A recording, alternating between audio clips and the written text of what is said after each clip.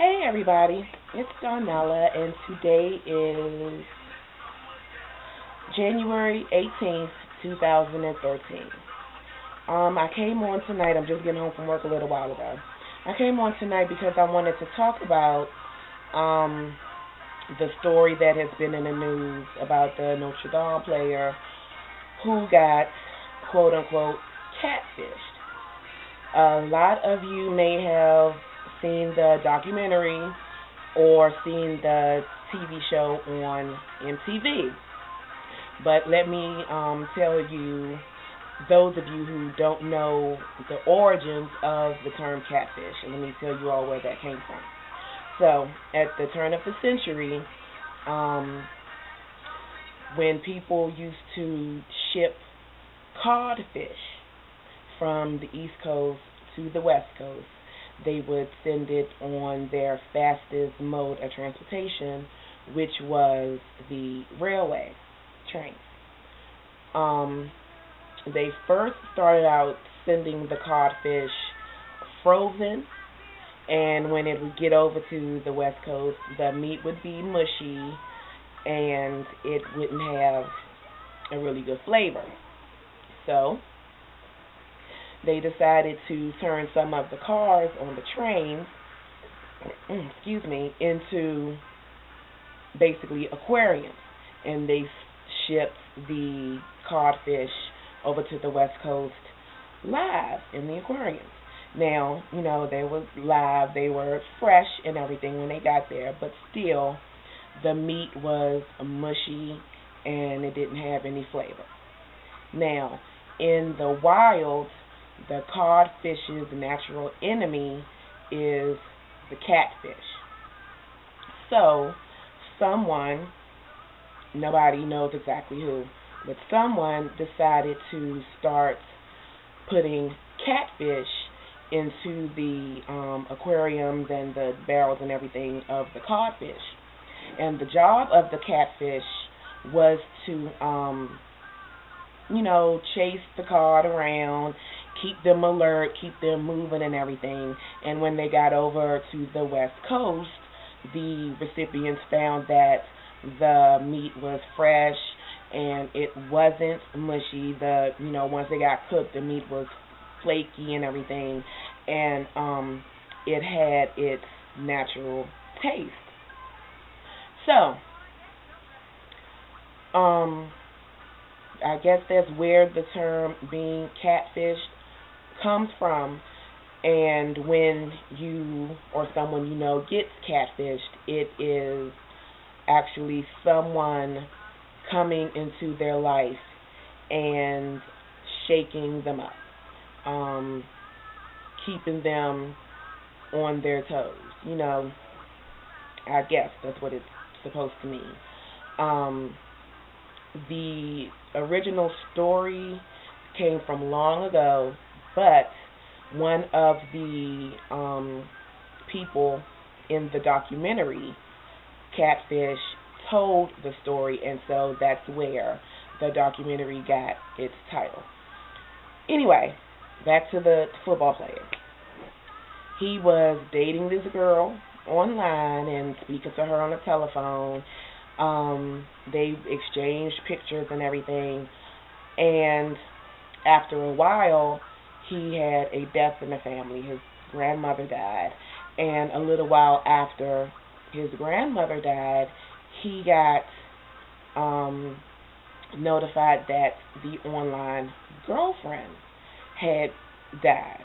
Apparently, she had told him before that she had leukemia, and then, she died. A month after she supposedly died, he was at a award ceremony and received a telephone call from the phone of the so-called deceased girl. Now, all this shit has hit the fan, and it has come out that it was one of his so-called friends who did this to him.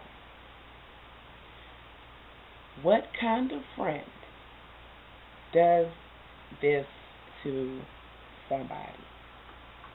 Now, mind you, everybody, well, not everybody, let me take that back. A lot of people have had online relationships, and then when they met the person, it was like some totally different shit. I myself have been catfished by a so-called friend. Um, she set me up with somebody over the phone, and me and this guy, because this was when I was in high school and I was still fooling around with boys when I didn't know any better. Anyway, she set me up with this boy over the telephone. We started talking on the phone and everything. And after a while, I found out that she had put him up to talking to me and everything as some kind of a joke. I don't know what kind of entertainment or whatever she got out of it, but whatever. I still speak to her now. I definitely don't trust her, but I still speak to her. But this young football player, he's, already in the spotlight. This person was supposed to be a friend of his. Now, this person had pictures of this girl, was sending him text messages, had some girl talking to him on the telephone. The guy even said that he had made arrangements to meet her on more than one occasion, and when he showed up at the meeting spot, the girl never showed up. And like, he is looking really crazy right now.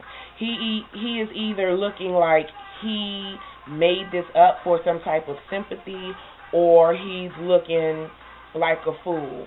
But I don't really see him as being the fool. I see him as being naive, because friendship does not include playing with somebody's goddamn emotions. That was just wrong, and I don't understand what it is that is in people that makes them think that that's fun, that that's cute. Bullies and people that tease you and stuff. Bullies and stuff like that. That, is one type of creature. But somebody who is smiling in your face, going out with you, going out to the clubs and going to class, and a friend who then in turn goes home and is laughing at you because they know that you are talking to an imaginary person. What type of shit is that? That so-called friend needs his ass beat. Like, for real. He needs his ass beat, because that is not damn friendship. Now, I have had online relationships where after I've met the person, they were who they said they were. They hadn't been sending me fake pictures or anything. The only issue was they turned out to be complete asses. Something totally different.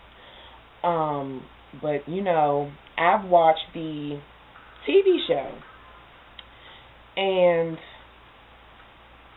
this last episode, the one that came on this Monday, this guy met this girl on Facebook, a pretty Caucasian, blonde-haired, blue-eyed girl. The guy was a all-American country boy, tall, dark brown hair, really cute, Wouldn't have a problem meeting anybody out on the street, but I think he may have been from a small town. Anyway, so they met online, talking on the phone, exchanging text messages, emails, and all of that other kind of stuff. They go to this girl's house and knock on her door. And instead of a white, blonde, blue-eyed woman, a black, heavy set male answered the door. They had been corresponding for about a year and a half.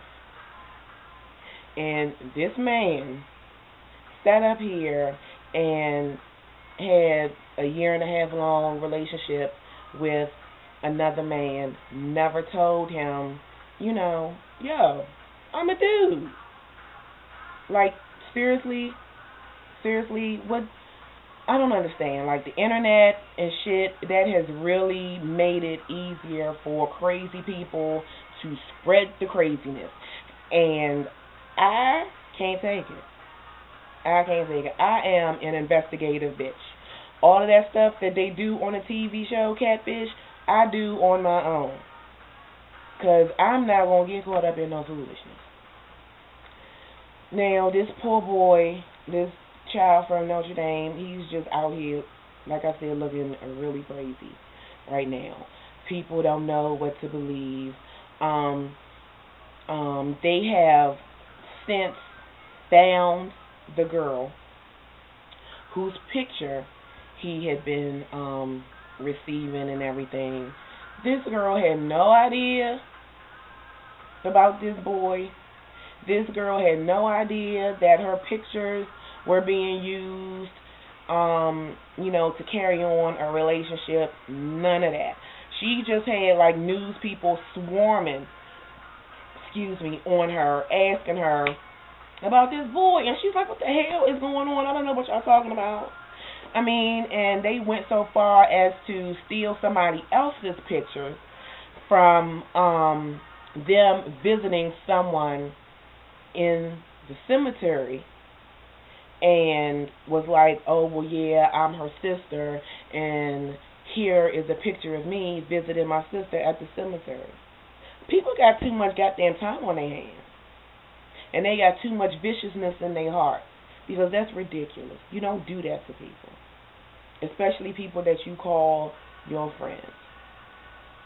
This friend of his will never be able to be trusted again, because his face is all on the news. Now, it was all cute and funny when he was doing it, but now that he got TMZ and ABC and CBS and all of them chasing behind him trying to find out why he would do this, he's in hiding. He don't have anything to say.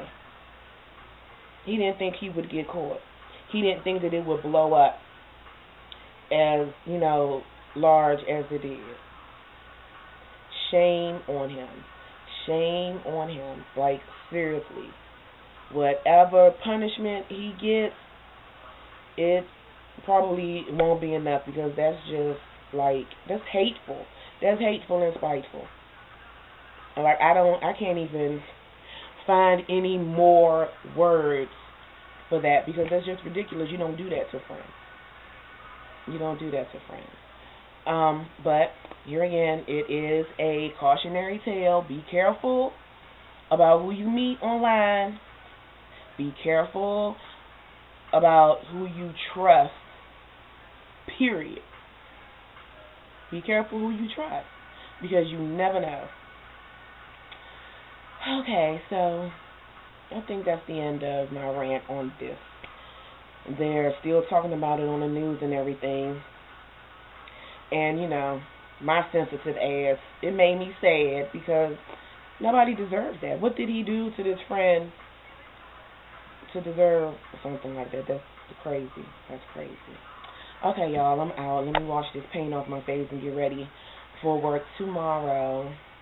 Have a good weekend, y'all. Oh, it's inauguration weekend, y'all. Parking is going to be crazy in the DMV area, and I work downtown. So say a prayer for your girl, okay? Say a prayer for your girl and get some bail money together, all right? Okay. Have a good weekend, y'all. Peace out, Girl Scouts.